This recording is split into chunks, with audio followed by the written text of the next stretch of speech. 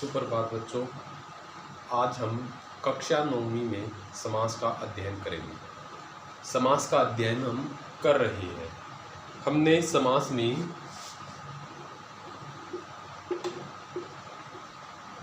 अवययी भाव समास का अध्ययन कर लिया है।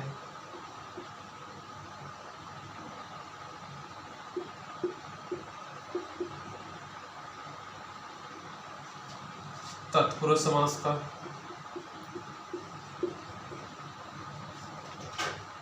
बहुव्रीहि समास का,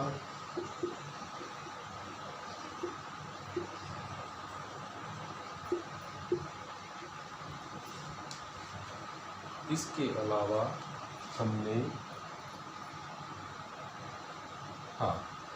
इन 3 समास का अध्ययन हमने कर लिया। द्वंद्व समास,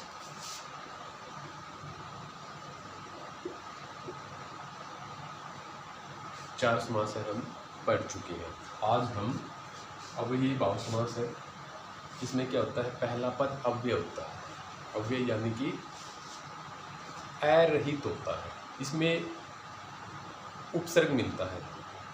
पहला पद जो होता है पूर्व पद, वो इसमें उपसर्ग होता है। तत्पुरुष समास में कार विभक्ति चिन्ह पढ़ने को हमें मिलती है। बहुव्रीहि समास में इसमें न तो पहला पद प्रधान होता है न दूसरा, बल्कि तीसरे बिंदु की तरफ संकेत किया जाता है। फिर हमने द्वंद्व समास पढ़ा। द्वंद्व समास जब ये समस्त पद होता है, एक पद में लिखा जाता है समस्त पद, तो इसमें योजक चिन्ह का प्रयोग होता है और समास विग्रह करने में और, अथवा, या, तथा आदि योजक चिन्ह लगते हैं समास विग्रह करने। ठीक है, तो आज हम कर्मधारय समास का अध्ययन करेंगे।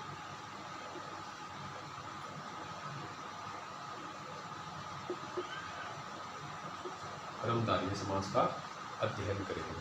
कर्मधारय समास, इसमें क्या होता है, इसमें जो पहला पद होता है, इसमें पहला पद होता है, पूर्व पद होता है, वो विशेषण होता है। विशेषण यानी कि उपमान। और दूसरा पद यानी कि पूर्व पद होता है, वो विशेष्य होता है। विशेष्य यानी कि उपमेय। जहाँ पर पहला शब्द यानी कि पूर्व शब्द, पूर्व पद विशेषण हो, वहाँ पर कर्मधारय समास होता है। परिभाषा है इसकी कर्मधारय समास की। कर्मधारय समास की परिभाषा है,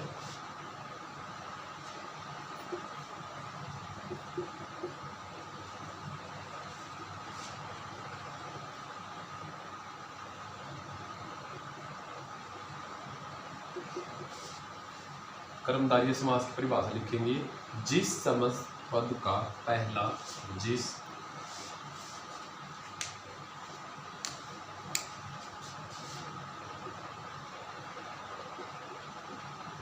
जिस समस्त पद का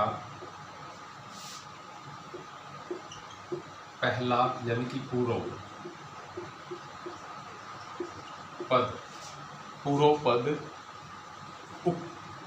पद विशेषण, विशेषण यानी कि उपमान, और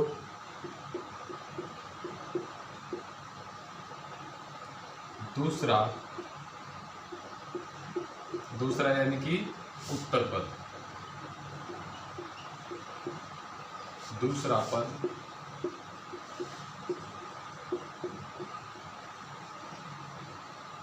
विशेष्य यानी कि उपमेय,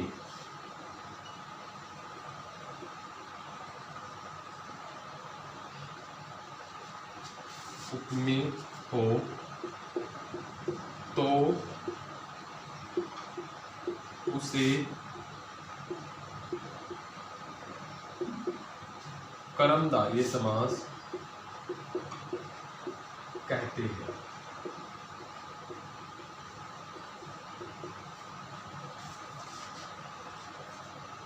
मैं बात करता हूँ विशेषण शब्द। विशेषण शब्द की विशेषण क्या होते हैं?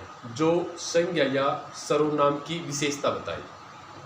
जो शब्द संज्ञा या सर्वनाम की विशेषता बताए उसे विशेषण कहते हैं। ठीक है। जैसे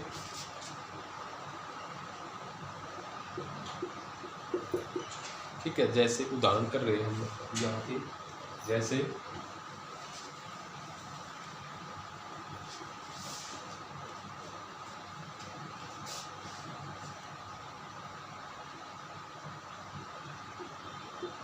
काला घोड़ा।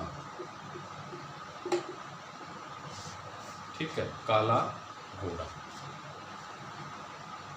अब हमने जो परिभाषा की है कर्मधारय समास की, उसमें वो ये कह रहा है कि जो कर्मधारय समास है उसका पहला पद यानी कि ये रहा, पूर्व पद भी हम इसको बोलते हैं। पहला पद विशेषण होता है।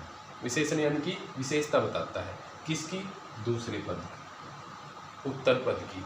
ठीक है, उत्तर पद यानी कि दूसरा पद क्या है यहाँ पे? घोड़ा। विशेष से क्या है यहाँ पर? घोड़ा।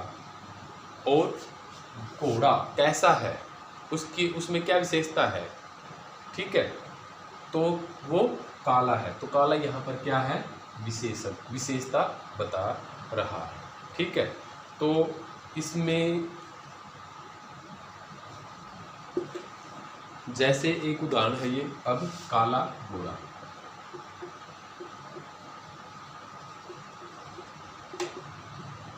ठीक है, इसमें पहला पद है, पूर्व पद है काला और दूसरा पद है घोड़ा यानी कि उत्तर पद। ठीक है, पहला पद इसका विशेषण होता है यानी कि विशेषता बताता है किसकी? दूसरे पद की। घोड़ा कैसा है? काला है। ठीक है, ये विशेषता बताती है इसमें। ठीक है, तो इसका समास विग्रह हो जाएगा, समस्त पद है अभी। क्या है ये? समस्त पद है। इसका समास विग्रह बन जाएगा, समस्त पद लिख लो यहाँ पर, समस्त पद समास विग्रह।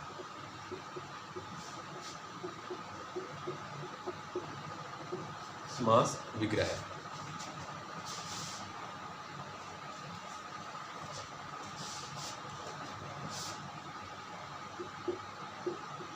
काला घोड़ा। ठीक है, समास विग्रह बन जाएगा, काला है जो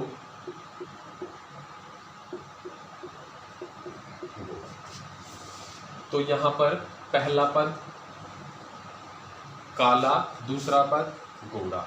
ये कहता है कि पहला पद विशेषण होता है, पहला पद विशेषण होता है यानी कि विशेषता बताता है किसकी? दूसरे पद की। दूसरा पद है यहाँ पर घोड़ा, तो घोड़े की क्या विशेषता है? वह है काला है। ठीक है, अब तो ये उदाहरण था, कुछ इसके वाचक शब्द है वो कर लेते हैं हम। कर्मधारय समास में कर्मधारय समास का विग्रह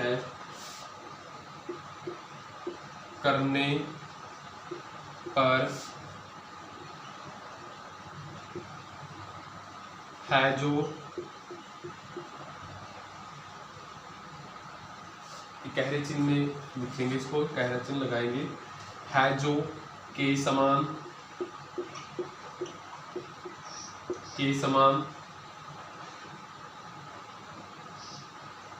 जैसे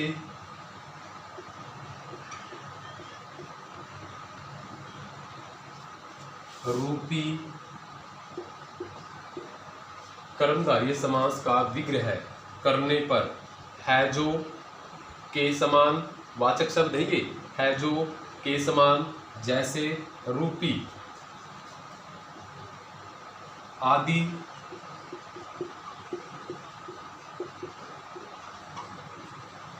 बीच में लगते हैं तथा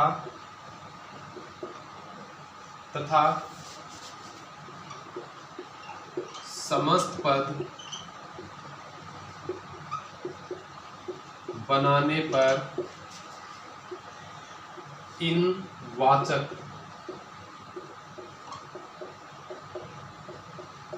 शब्दों का लोप हो जाता है, लोप हो जाता है। ये कह रहा है कि कर्मधारय समास का विग्रह करते हैं जब हम विग्रह करते हैं, ठीक है, तो उसमें बीच में वाचक शब्द लगते हैं। कौन कौन से? है जो, के समान, जैसे, रूपी आदि बीच में लगते हैं जब समास विग्रह करते हैं, ठीक है। जैसे यहाँ पे लगा है समस्त पद था काला घोड़ा, जब हमने इसका समास विग्रह किया है तो है जो वाचक शब्द इनके बीच में आ गया है, पहले शब्द और दूसरे शब्द के बीच में, ठीक है। और जब समस्त पद बनाते हैं, एक शब्द बनाएंगे काला घोड़ा, ये समस्त पद बन गया, तो ये है जो वाचक शब्द इसका लोप हो जाएगा, यहाँ से हट जाएगा, समाप्त हो जाएगा, ठीक है। कुछ और उदाहरण है वो देखते हैं हम इसके। हो जाता है जैसे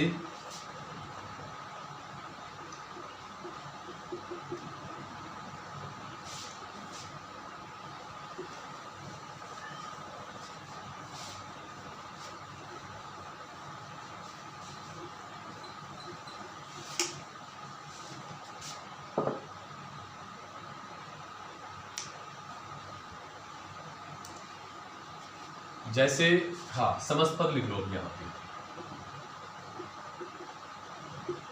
समस्त पद समास विग्रह, समास विग्रह, ठीक है। जैसे पीताम्बर, हमने एक समास पद लिया पीताम्बर, ठीक है। हम इसका समास विग्रह करेंगे तो समास विग्रह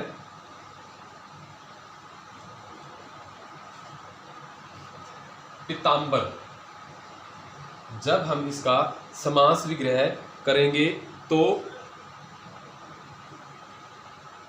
समास विग्रह करने पर, हाँ पीताम्बर देख लो, पहले पीताम्बर शब्द की चर्चा करते हैं, ठीक है। पीताम्बर है, पीताम्बर यानी कि पीला है जो अंबर, ठीक है। अंबर यानी कि आकाश, गगन, ठीक है। इसमें पीला,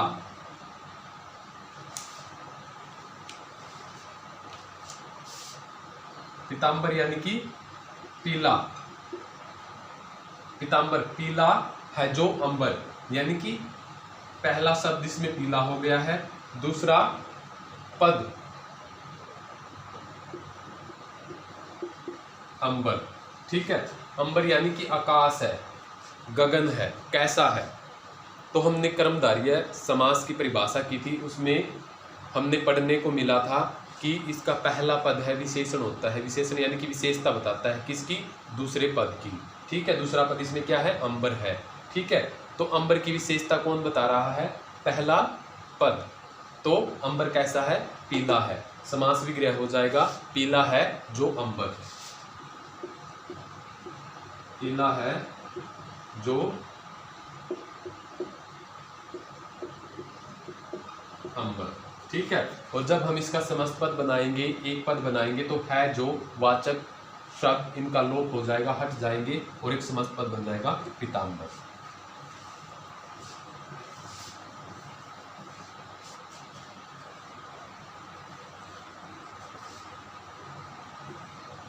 कमल नयन, कमल नयन, ठीक है। तो इसमें पहला पद है कमल, दूसरा है इसमें नयन, ठीक है। नयन यानी कि आंखें, कैसी है? कमल जैसी, ठीक है। यानी दूसरे पद की विशेषता बताई है किसने? पहले पद ने, ठीक है। आंखें हैं, नयन क्या होती है? आंखें, वो कैसी है? कमल जैसी, ठीक है। तो समास विग्रह हो जाएगा इसका कमल जैसे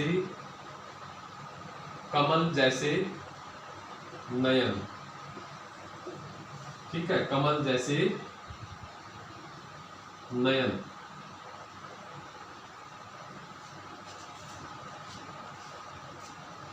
दूसरा पद, दूसरे पद की विशेषता कौन बताता है? पहला पद, ठीक है।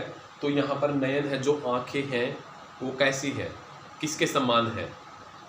कमल के समान है, विशेषता बता दी है पहले शब्द ने।